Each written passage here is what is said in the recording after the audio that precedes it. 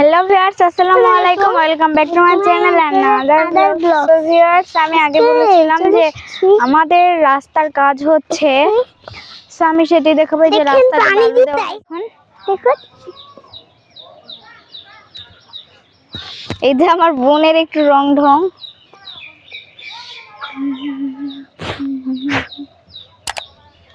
হাঁটো আপু।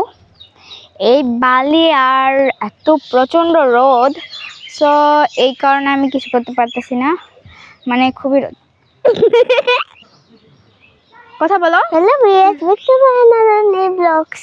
আজকে আমরা চলে এসেছি, আমরা দেখি এই যে এখানে বালি দেওয়া হয়ে গিয়েছে, খুঁড়ছিল, সো সেটিও দেখাচ্ছি। এখন পানি বালি দেওয়া হয়ে গেছে, পানি নিয়ে যাচ্ছে এখন পানি তো পাচ্ছে। যেহেতু প্রচন্ড রোদ, এই কারণে এখানে মানে গরম বালিতে পা দেওয়া রাখা যাচ্ছে না, এই কারণে এখানে আর কি বালিগুলাতে পানি দেওয়া হবে।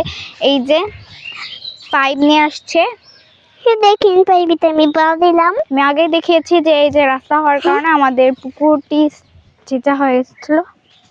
হ্যাঁ,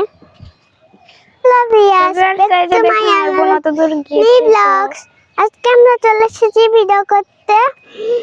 শুনুন, ফাইনালি আমরা ভিডিও করতে চলে আসলাম। দেখতেই পাচ্ছেন কত রোদ।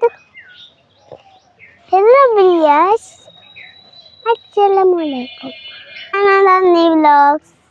দেখতেই পাচ্ছেন আমাদের দুনিয়াটা, গ্রামটা সবুজে কত ঘিরা আমরা দেখছি। দেখতে সেগুলাতে পানি দেওয়া হবে, সামনে পানি দেওয়া হচ্ছে, আমি আপনাদের দেখাবো। সো চলো, এই যে আমি তার পাশাপাশি বলি যে মাঠে চলে আসছি।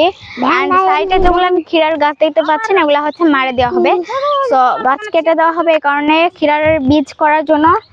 এই যে কত পুরো ক্ষীরা রাখছে, এগুলা কেটে এইভাবে করে, মানে মাঝখান থেকে কেটে এইভাবে বীজগুলো বের করে নিতে হবে। এদিকে পানি দিয়েছে, দেওয়া শেষ। মানে এত পরিমাণ রোদ যে পানি দেওয়ার সাথে সাথে শুকিয়ে গেছে।